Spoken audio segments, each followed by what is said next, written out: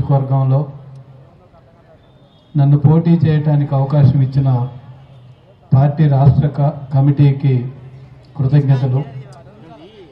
నా నామినేషన్ సందర్భంగా ఢిల్లీ నుంచి వచ్చినటువంటి సీతారాం యేచూరి గారికి ప్రత్యేక కృతజ్ఞతలు.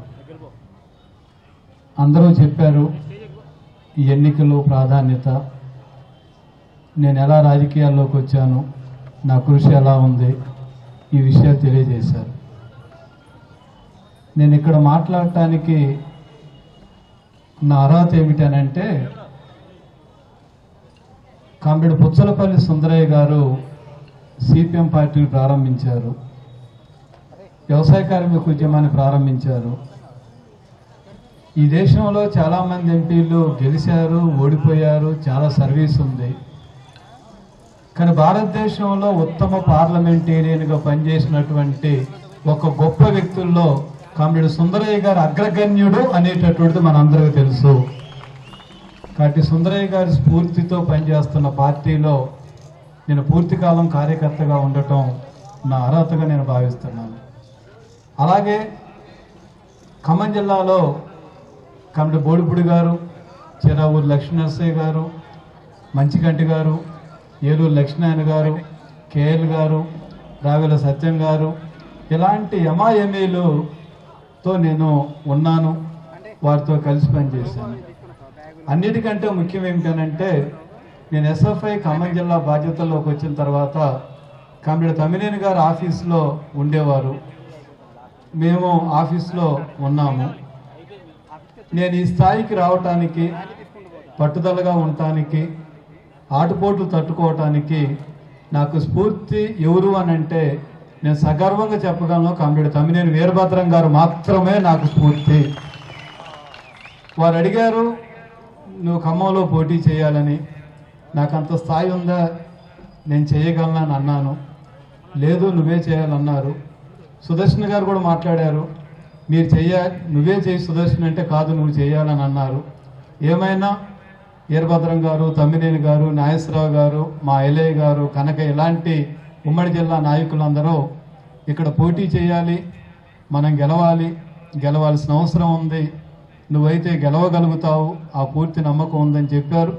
అంతేకాదు తమ్మినేని గారు, సుదర్శన్ అయితే అభ్యర్థివి పేరుకు నువ్వైనా మేము కూడా అభ్యర్థుల్లాగా పనిచేస్తాం, ఎందుకు ఖమ్మంలో 2019లో సిపిఎం పార్టీ గెలవదో మేము గెలిచి నిరూపిస్తామనే పద్ధతుల్లో ఈ నాయకులు నాకు హామీ ఇవ్వటం కూడా జరిగింది. కాబట్టి వారి స్ఫూర్తి, వారి ఆదర్శాలు, వారు చేసిన త్యాగాలు నేను చెప్పాల్సిన అవసరం లేదు. అలాగే ఇక్కడ ఇద్దరు మాజీ ఎంపీలు మన వేదిక మీద ఉన్నారు. కూడా తమ్మినేని వీరభద్రం గారు 3 సంవత్సరాల లోపు ఎంపీగా పోటీ చేశారు. మరొకరు కామ్రేడ్ బాబురావు గారు, మిరియం బాబురావు గారు 5 సంవత్సరాలు పనిచేశారు.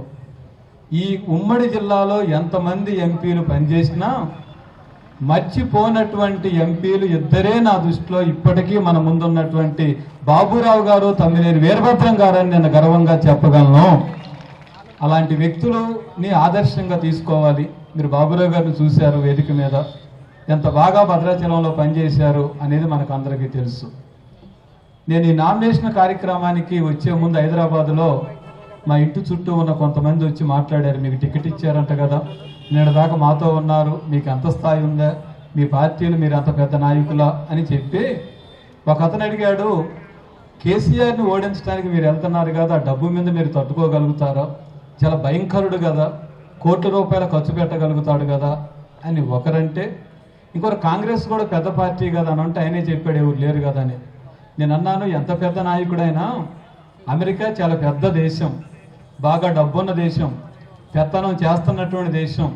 అలాంటి అమెరికానే 28 మైళ్ళ దూరంలో ఉన్నటువంటి క్యూబా లొంగిపోకుండా చెరువు నీళ్లు తాపిస్తూ ఉంది. అలాంటి క్యూబా మా కమ్యూనిస్టులకు ఆదర్శం, మేము అమెరికానే వణికించగలుగుతున్నటువంటి కమ్యూనిస్టు సిద్ధాంతం మాది అని నేను చెప్పాను. ఇంకొక కరెక్టేనండి అని అంటూ ఆయన అన్నాడు, ఇంకో మిత్రుడు, కరెక్టేనండి మీకు ఎంత ధైర్యం, కిమ్ అన్నటువంటి ఉత్తర కొరియా అధ్యక్షుడు బయటికి కూడా రాడు, ట్రంప్ను చూస్తున్నాం కదా మేము, ఆ ట్రంప్ లాంటి వాళ్ళకు కూడా గుణపాఠాలు చెప్పి ధైర్యంగా నిలబడగలుగుతున్నటువంటి ఎర్రజెండా ఉత్తర కొరియా కదా, ఇలాంటి నాయకులండి మీరు. అందుకే మీరు గెలవాలి అని చాలా మంది మమ్మల్ని ఆశీర్వదించి పంపించారు. అందువల్ల గత అనుభవాలు ఉన్నాయి, పార్టీ సిద్ధాంతం ఉంది, మనం చేసిన త్యాగాలు ఉన్నాయి, ప్రజల కోసం నిలబడుతున్నటువంటి తీరు మనకి కనిపిస్తూ ఉంది. ఆ వరవడిలో మనం ముందుకు వెళ్ళాల్సిన అవసరం ఉంది. అలాగే నేను ముందే చెప్పినట్లుగా ఎర్రజెండాని ఎగతాళి చేస్తున్నారు. మన బలం అయిపోయిందని అన్నారు, మన పునాది పోయిందని చెప్పారు. ఎంత మీకు బలం అని అంటా ఉన్నారు, కానీ దేన్నైనా తట్టుకోగలుగుతాం. కమ్యూనిస్ట్, సిపిఐ, సిపిఎం, నక్సలైట్ గ్రూపులు అసలు ఎర్రజెండాని ఎగతాళి చేస్తుంటే, ఎర్రజెండాకి భవిష్యత్తు లేదని చెప్తా ఉంటే, ఎర్రజెండాని ప్రేమించేటటువంటి ఖమ్మం జిల్లా పార్లమెంటు వాసులు ఎలా సహిస్తారనేటటువంటిది మన ముందున్నటువంటి ప్రశ్న. కాబట్టి పూర్వ వైభవాన్ని మనం తీసుకొని రావాలి, పూర్వ చరిత్రను మనం తీసుకొని రావాలి. ప్రజల కోసం మనం గెలవాలి, రాష్ట్ర అవసరం కోసం మనం గెలవాలి. అలాగనే ప్రజల యొక్క ఆకాంక్షను తీర్చడం కోసం మనం గెలవాల్సిన అవసరం ఈ ఖమ్మం పార్లమెంట్లో ఉందనేది మీ దృష్టికి తీసుకొని వస్తా ఉన్నాను. ఈ జిల్లా గురించి, ఈ జిల్లాలో ఉన్న ప్రజల గురించి, పార్లమెంటు గురించి నాకు బాగా అవగాహన ఉంది. మనకున్న 7 నియోజకవర్గాల్లో ఏ నియోజకవర్గంలో ఏ సమస్యలు ఉన్నాయి, ఎంతమంది ఓటర్స్ ఉన్నారు, వారికి ఉన్న కష్టాలు ఏమిటి అనేది మనకు తెలుసు. మన పార్లమెంట్లో ఉన్నటువంటి 7 నియోజకవర్గాల్లో రైతాంగం ఎక్కువగా ఉంది. రైతాంగం యొక్క కష్టాలు మనకు తెలుసు. మంచి ప్రాంతం మనది, నీటి వనరులు ఉన్నాయి, బాగా పంటలు పండిస్తున్నాం, రైతులు కష్టపడుతున్నారు. కానీ కేసీఆర్ గారు చేసే పని ఏమిటి? ఎకరానికి 8,000 ఇస్తాను, ఇక అయిపోయింది మీ పని, అంతే, మీరు ఏమైనా చేసుకోండి, నా పని 8,000 రూపాయలు ఇవ్వటం అని చెప్తున్నారు. 8,000 మేము బలపరుస్తున్నాం, కానీ వాళ్ళ రైతులు కోరుకుంటుంది ఏంటి? మిర్చి రైతులు వాళ్ళ ప్రపంచంలో మిర్చికి ఉన్న డిమాండ్ ఎంత? మిర్చికి మీరు ఇస్తుంది ఎంత? ఈ మిర్చికి రేట్ ఇవ్వలేరా? ధాన్యానికి రేట్ ఇవ్వలేరా? పత్తికి రేట్ ఇవ్వలేరా? లేదా పసుపుకు రేట్ ఇవ్వలేరా? మరి ఖమ్మం నియోజకవర్గం కానీ, పాలేరు నియోజకవర్గం కానీ, వైరా నియోజకవర్గం కానీ, లేదా ఇంకా మరికొన్ని ప్రాంతాల్లో, సత్తుపల్లిలో ప్రాంతంలో కానీ ఇంత మిర్చి పంట పండుతూ ఉంటే ప్రభుత్వం ఎందుకు స్పందించదు? ఎందుకు ముఖ్యమంత్రి గారు జోక్యం చేసుకోరు? అలాగే ధాన్యం కూడా మన పార్లమెంటు పరిధిలో బాగా ధాన్యం పండుతూ ఉంది.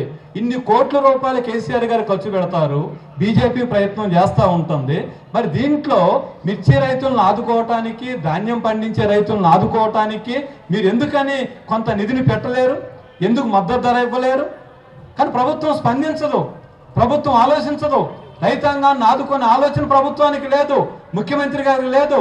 చాలా మంది అనుకుంటారు ముఖ్యమంత్రి రైతుల గురించి మాట్లాడుతుంటే, ఇప్పుడు రాహుల్ గాంధీ గారు మాట్లాడుతూ ఉంటే, మోడీ గారు ఉపన్యాసాలు చూస్తూ ఉంటే, కేసీఆర్ గారు ఇచ్చి 8,000, అసలు కథ అంతా ఎక్కడ ఉంది? మీరు కార్పొరేటివ్ కంపెనీలకు అమ్ముడుపోలేదా? జపాన్ కంపెనీలకి, అమెరికా కంపెనీలకి, లేదా జర్మనీ కంపెనీలకి ఫ్యూచర్ ట్రేడింగ్ వ్యాపారం మీరు చేయటం లేదా? మనం అనుకుంటున్నాం ఖమ్మంలో మిర్చి ధర నిర్ణయించబడుతుందని, కానీ మిర్చి ధర ఇక్కడ కాదు నిర్ణయించేది, రైతులు కొంత వాడుకుంటున్నారు. కానీ మిర్చిని అంతర్జాతీయ వ్యాపారస్తులు ఫ్యూచర్ ట్రేడింగ్ లోకి దిగారు. 2 సంవత్సరాల ముందే ధరల నిర్ణయం అయిపోతా ఉన్నాయి. మరి మోడీ గారు కానీ, కేసీఆర్ కానీ దీని మీద ఏం స్పందించరా? ఏ చర్యలు తీసుకోరా? కాబట్టి వాళ్ళ రైతాంగం గురించి, రైతులకు అండగా, రైతులకు మద్దతు ధర ఇవ్వటానికి, రైతులను ఆదుకోవటానికి రేపు పార్లమెంట్లో పనిచేసేటటువంటి పార్లమెంట్ సభ్యులు కావాలి. నేను చాలాసార్లు చెప్పాను, ఈ జిల్లాలో అలానే పార్లమెంట్లో రాష్ట్రం అంతా ఉపాధి హామీ పథకం వచ్చింది. రైతుల్లో ఒక అపోహ, ఉపాధి పథకం వచ్చిన తర్వాత కొంత నష్టమని కొంతమందిలో ఉంది. కానీ మనం గుర్తించాల్సింది ఏంటి? వ్యవసాయ కార్మికులకి ఒకప్పుడు 180 రోజులు పనిదినాలు ఉన్నాయి, 200 రోజులు ఉన్నాయి, ఇప్పుడు 70 రోజులకు తగ్గిపోయింది. కోత యంత్రాలు వచ్చినాయి, ఇప్పుడు ఈ సంవత్సరం నుంచి నాటు యంత్రాలు వస్తూ ఉన్నాయి, మొక్కజొన్నకి యంత్రాలు వచ్చినాయి, పత్తికి యంత్రాలు రాబోతా ఉన్నాయి, మిర్చికి యంత్రాలు వస్తాయి. ప్రభుత్వ లెక్కల ప్రకారమే ఒక వ్యవసాయ కూలీకి 70 రోజులు పని దొరుకుతూ ఉంది. ప్రభుత్వం చెప్పేది ఏమిటంటే 200 రోజులు పని దొరక్కపోతే ఆ కుటుంబం బతకటం కష్టమని. ఆ సందర్భంగా కమ్యూనిస్టు 2004 ఎన్నికల్లో ప్రభుత్వంలో కాంగ్రెస్ ను బలపరిచి యూపీఐని ఉపాధి హామీ చట్టాన్ని తీసుకొని వచ్చాం. దానివల్ల జరుగుతుంది ఏమిటి? ఉపాధి హామీ వచ్చిన తర్వాత మొత్తం ఉమ్మడి ఈ 12 సంవత్సరాల కాలంలో మన తెలంగాణ రాష్ట్రంలో 25,000 కోట్ల రూపాయలు ఉపాధి హామీ ద్వారా కేంద్రం నుంచి నిధులు వచ్చాయి. ఉపాధి హామీ లేకపోతే కూలివాడు బతకాల్సింది రైతు ఇచ్చే కూలి మీద. ఇవాళ 200, 300 కష్టం అంటున్నాం. ఉపాధి హామీ లేకపోతే 600 రూపాయలు ఇవ్వాలి, 800 రూపాయలు ఇవ్వగలమా రైతులు? కాబట్టి ఉపాధి హామీ అనేది రైతుల పరీక్షకు ఉపయోగపడేది. కూలీలను ఆదుకునేది? దీని గురించి కూడా మనం ఆలోచించాలా? అంతేకాదు రెండో అంశం, మన పార్లమెంట్ లో కొత్తగూడెం కార్మిక కేంద్రం, మనకి అక్కడ సింగరేణి ఉంది, కేటీపీఎస్ ఉంది, నవభారత్ ఉంది, అనేక పరిశ్రమలు ఉన్నాయి. కానీ జరుగుతుంది ఏమిటి? ఇవాళ ఉపాధి పెరగటం లేదు, కార్మిక ఫ్యాక్టరీలో రక్షణ చర్యలు లేదు. కొత్తగూడెం కానీ పాల్వంచ కానీ ఈ ప్రాంతాల్లో నివాసాలు ఉంటున్నటువంటి ప్రజలకి ఇళ్ల స్థలాలకు సర్టిఫికెట్ లేవు, కొత్తగా ఉద్యోగాలు రావటం లేదు. ఇది మనం ఆలోచించొద్దా? కేసీఆర్ గారు రాష్ట్రం విడిపోయేటప్పుడు బయ్యారం ఫ్యాక్టరీ గురించి మాట్లాడాం. కేసీఆర్ గారు ఏం చొరవ తీసుకోలేదు. ఎన్నికలు వచ్చినాయి కాబట్టి ఒక కమిటీ వేసి దాని మీద తిరుగుతా ఉన్నారు. ఉద్యోగాలు దొరకాలి, మన కొత్తగూడెం కానీ ఖమ్మం జిల్లాలో కానీ ఉద్యోగాలు రావాలి. దీని మీద కేసీఆర్ గారు వైఖరి ఏమిటి, మోడీ గారు ఏంటి, కాంగ్రెస్ ఏమిటి, ఇవన్నీ మనకు తెలుసు. కానీ రైతాంగం కానీ వ్యవసాయ కార్మికులు కానీ వారి జిల్లాలు ఎక్కువగా ఉన్నారు కాబట్టి వారిని ఆదుకోవాల్సిన అవసరం ఉంది. అలాగే మన ప్రాంతంలో రెండు గిరిజన నియోజకవర్గాలు ఉన్నాయి, మన అశ్వరావుపేట, అలాగనే వైరా. ఇక్కడ పోడు భూములు ఉన్నాయి, పోడు భూముల కోసం మనం పోరాటం చేస్తా ఉన్నాం, అది పరిష్కారం కావాలి. 2 ఎస్సీ నియోజకవర్గాలు ఉన్నాయి, సత్తుపల్లి, మధిర. ఇక్కడ దళితులు ఎక్కువ మంది ఉన్నారు, 20%, 30% మండలాల్లో దళితులు ఉన్నారు. వాళ్ళందరికీ కూడా సమస్యల పరిష్కారం కావాలి. అందువల్ల మనకు ఉన్నటువంటి సమయ భారం రీత్యా 2 గంటలకే నామినేషన్ మనం టైం ఇచ్చారు. ర్యాలీకి వెళ్ళాలి కాబట్టి ఈ జిల్లాలో ఉన్న, ఈ పార్లమెంట్ లో ఉన్న సమస్త ప్రజలు, అన్ని తరగతుల ప్రజల గురించి సిపిఎం పార్టీకి అవగాహన ఉంది. ఏ కార్యాచరణ తీసుకుంటే అవి పరిష్కారం అవుతాయో మన దగ్గర ఎజెండా కూడా ఉంది. రేపు ఎన్నికల్లో ఆ పద్ధతిలో వ్యాపారస్తులు ఉన్నారు, ఖమ్మం పట్టణంలో, కొత్తగూడెంలో ఉన్నారు, మదిరలో ఉన్నారు, వైరాలో ఉన్నారు, సత్తుపల్లిలో ఉన్నారు, అలాగే పాల్వంచలో ఉన్నారు.